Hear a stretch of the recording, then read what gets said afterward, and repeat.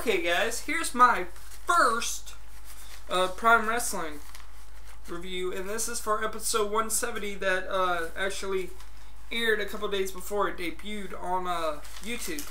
It's shown on Sports Time Ohio, in Ohio of course. And the reason why I watch it is because a couple of wrestlers that I talk to now that are on the indie circuit, the Handicap Hero, the Cripple Crusader, Gregory Iron, my buddy, there you go, and Johnny Gargano, boom, and you know, those are the two that I talk to right now. But actually, Prime Wrestling, you know, told me it was okay for me to do this. You know, I tweeted them and asked them, and they tweeted me back and said, yes, the more people that know about it, the better. So yeah, they show the match card. The color commentator for Prime Wrestling is Agent Aaron McGuire, and the play-by-play man is Joe Dombrowski.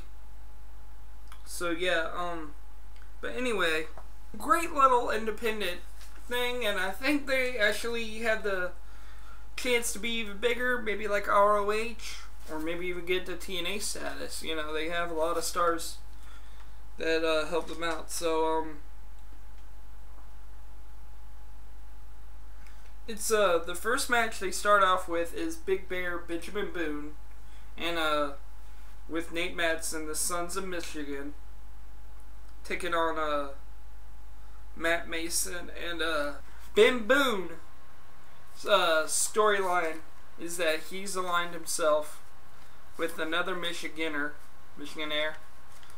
with the amazing Nate Matson, and they're called the Sons of Michigan, and they want to take out anybody, pretty much anybody who's not from Michigan. But right now they're in a feud with my buddy Gregory Iron, and if you guys remember, the One-Legged Wonder, Zach Gowen from WWE, he's in it as well. And Matt Mason is still in a feud with this guy known as Crimson. No, not TNA's Crimson. This is the real one, who also TNA, he thinks, stole his Joker type of gimmick. But anyway, Matt Mason was in this storyline with Crimson. Now he's got his family back, so it kind of reminds me of the whole Raven Sandman thing. But anywho, Mason gets a quick control, couple near falls. Mason has Boone run to the ropes and trips him, which I thought was funny. Mason goes to the outside, and underneath the ring, Boone and Matson can't find him.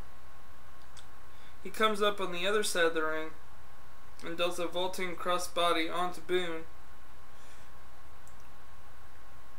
Boone shortly takes control of Mason.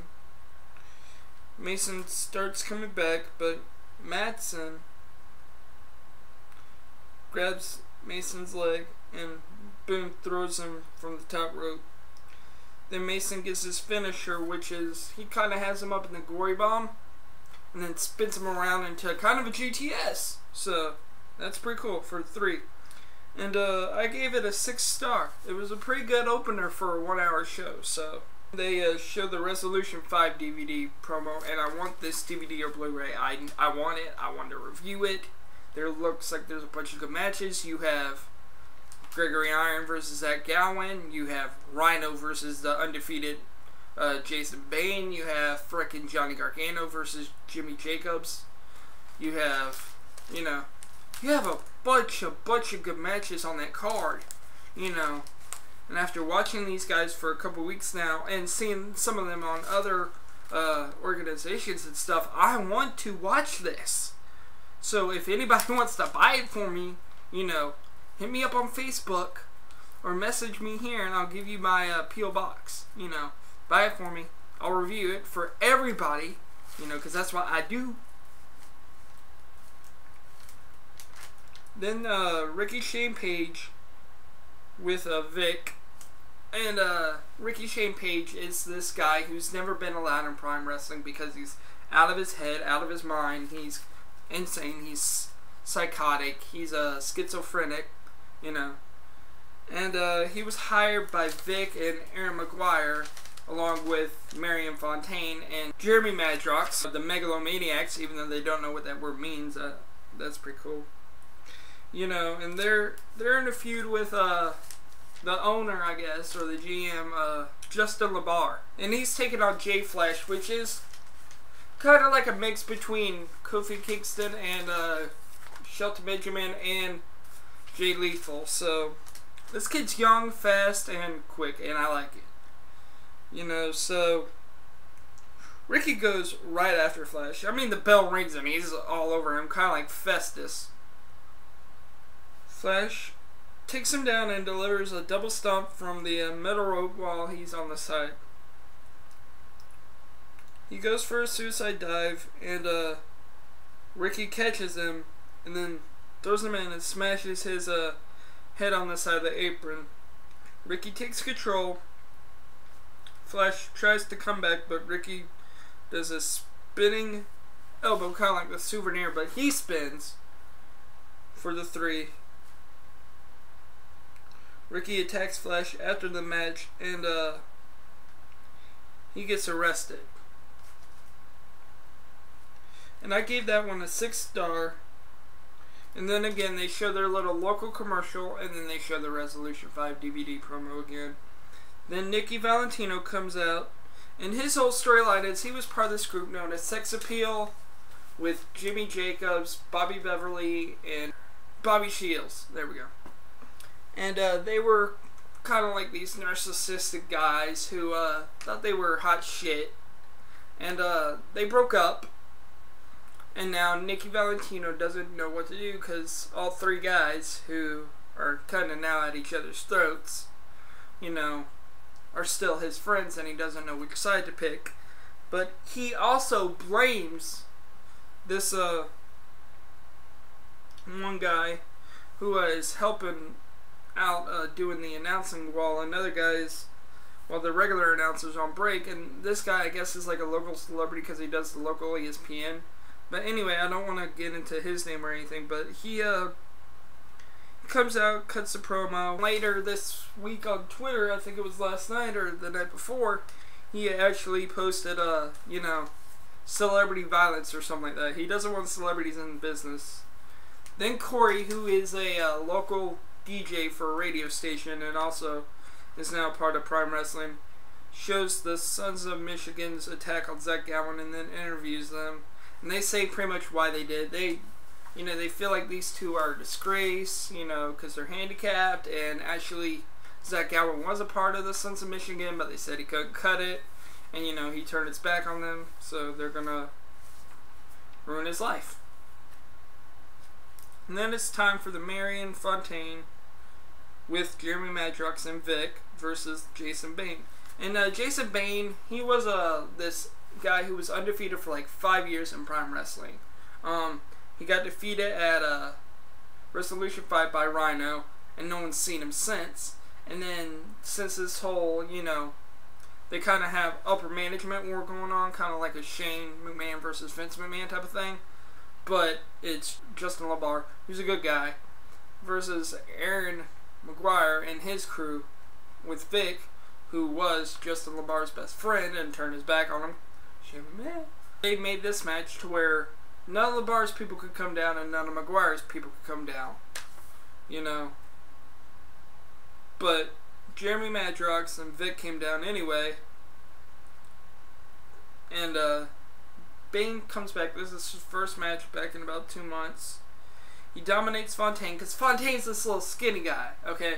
He's probably like 6 foot tall, 6'2" maybe. He's got this mustache, a rockin' mustache. You know, but he's skinny, and it's just funny. I like the character. I really do. And he's wearing this sequenced jacket and hat. And Jeremy Madrox also has this, he has a handlebar mustache, which is awesome. You know, but like I said, Bane dominates Fontaine. Bane hits the post, And then they start working on his arm. They tell a story. Fontaine drop kicks it. Madrox then works on the arm while the rest not looking, and then Fontaine tells a story by keeping on working on it. Fontaine did old school. He did it once and then goes for it again, and Bane trips him up on the ropes and then starts bouncing him on his groin on the ropes. Then Fontaine comes back on the arm. Fontaine super kicks Bane, then Bane power drives Fontaine. And by this point, Fontaine pulls down his trunks, his underwear trunks, so all he's wearing is his tights, and he has his underwear trunks down at his ankles, and he's doing the thrust. So it's kind of funny. The other megalomaniacs save Fontaine. Fontaine and Madrox they attack Bane. M-Dog 20, Matt Cross, you guys might remember him as Matt Cross from the last season of Tough Enough that aired last year. He was the guy who can do parkour, and yeah, he's actually a very, very talented wrestler. He should have won, but I'm glad he did, because I'm glad that he's on the independent circuit, because they probably won't have done anything with him in WWE. I mean, look at Justin Gabriel, look at Tyson Kidd, look at all these amazing mid-carders that they have, and they could do something with, but they're jobbing them. I gotta go on a rant about that one day.